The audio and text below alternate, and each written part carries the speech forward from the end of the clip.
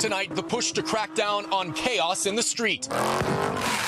Fireworks exploding, tires burning, filling the air with smoke as more than 100 cars took over this LA intersection. Flames breaking out in the middle of an unruly crowd as police try to disperse an overwhelming scene. They say this latest street takeover broke out early Saturday morning, turning destructive. Dozens of looters trashing this liquor store, stealing alcohol, smashing glass and security cameras. Furious employees left to clean up the damage beside the skid marks of burning tires when the smoke cleared. We've worked so hard to establish this business over 11 years, and just for it to be done after just, 10 minutes of people coming in here and taking everything that we have and we've built is just very sad. Local law enforcement says it's a concerning pattern of lawlessness. Last week, another crowd ransacked this AutoZone, police calling it a mob-like burglary as young people in hoodies and masks cleaned out the store shelves. Los Angeles. Nah, hold on. Some of those ain't even got masks on. You see that right there? Full face. They do not care about the police. They don't care about the consequences. And whose fault is that? The only people I can think is the leadership.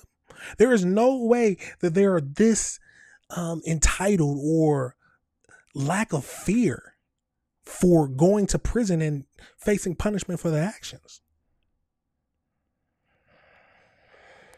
Something has to be done, y'all. Los Angeles Sheriff's Department now urging the public to help, releasing wanted posters to help track down some of the at least 27 suspects captured on camera. Out of control trend burns through city streets. Ryan Chandler, NBC News. World's a truly crazy place, y'all. Let's get over into this next video. Family-owned business is devastated tonight after a mob swarmed and destroyed their livelihood in Bellflower during a street takeover this weekend. CBS LA's Leslie Maring is live at Bellflower with the family's message that this needs to stop. Leslie? Yeah, I can tell you the owner is still very shocked. The store right behind me here, but I want to show you the roadway because you can still see all of the tire marks from that street takeover in the road here. The owner telling me he believes people who attended this dangerous takeover were the same who ransacked his store. Now, it's a tragic situation, but we got to remember it might not be the same people. Some people see things like this or know about things like this and don't participate in the actual street takeover, but their main objective is to loot and take what's not theirs. They can just be using this as a mask. They weren't even involved in any street takeovers, and they just could use this as a smoke screen to go and take what they want. We got to remember that.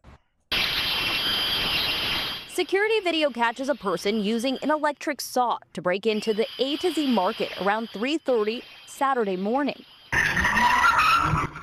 At the top of your screen, you can see and hear a street takeover, cars doing donuts in the intersection.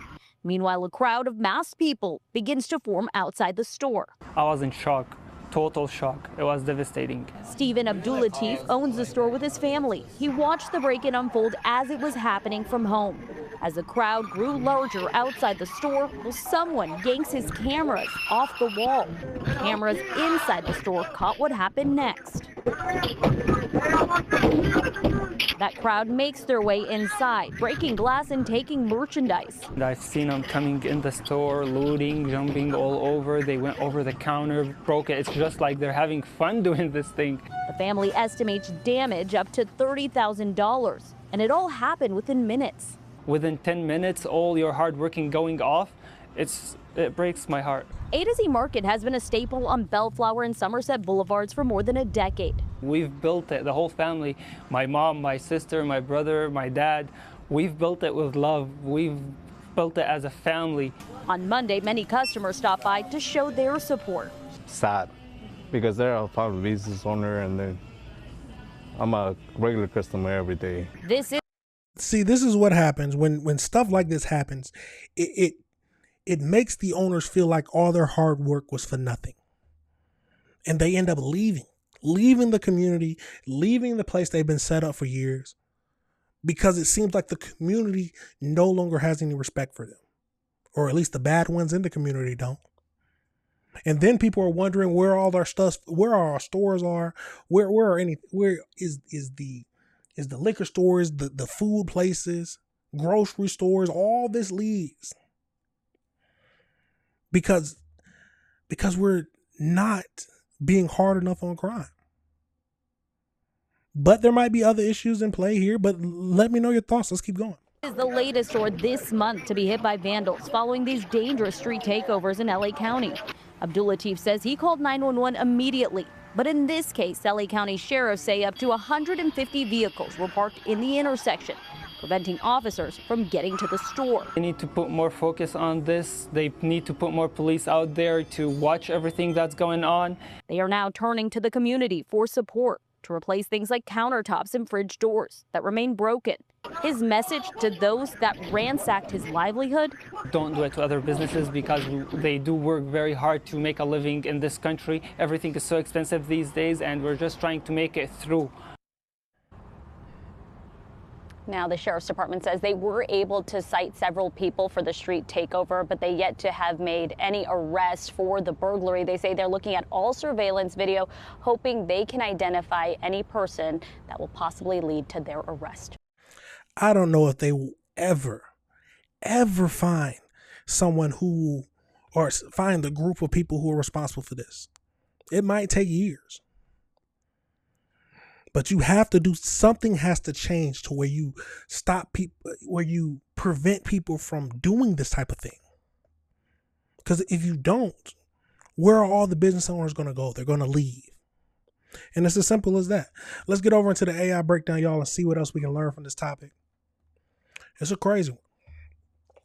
So as we talked about, the A&Z Market, a family-owned liquor store in California, suffered an estimated $30,000 in property damage and stolen inventory after being ransacked by a mob. The incident took place around 3:30 a.m. on Saturday, August 15th, at the intersection of Belford and Somerset Boulevard. An illegal street takeover involving 100 to 150 vehicles blocked off the intersection to perform reckless driving maneuvers. Surveillance video showed the suspects utilizing the power saw and tools to cut through the door locks and smash the windows. The crowd of up to 50 masked individuals rushed the business, destroying shelves, smashing security cameras, and looting merchandise. The entire burglary lasted roughly 2 minutes before the looters fled back into the massive crowd to blend in. So co-owner Nathan expressed his deep heartbreaking what we saw, noting that his father, brother, and him spent 11 years building the business. The community has launched a GoFundMe to help the family offset the $30,000 recovery cost. The sheriff's office arrived at the scene, but the burglars have already fled. While deputies issued several traffic and crowd-related citations at the street takeover, no arrest have been made regarding the commercial burglary. Officials note this is part of a dangerous uptick in summer street takeovers, acting as a tactical cover for flash mob burglaries. Directly following 2 separate AutoZone retail stores being looted under similar conditions the previous weekend. Yeah, this whole place needs to be revamped. I don't know if you need more police, you need more cameras, you got to start bringing in, I don't know what you got to do, but something has to be done. There is no way this should be taking place every weekend. And you have no leads? Absolutely crazy, y'all. What is happening with the world? This is the type of stuff that we have to look at, y'all, because look at this image. Up to 50 people ran in there, took what they wanted, destroyed the place, all within 2 minutes. And then they blended back in the crowd, where at most you're going to have to prove that they went there. And the only thing most people got was like, what was the crowd, traffic violations and stuff like that. The world is truly a crazy place, y'all. Let me know your thoughts and let me know if you disagree with anything I said. This is the type of stuff that we got to review.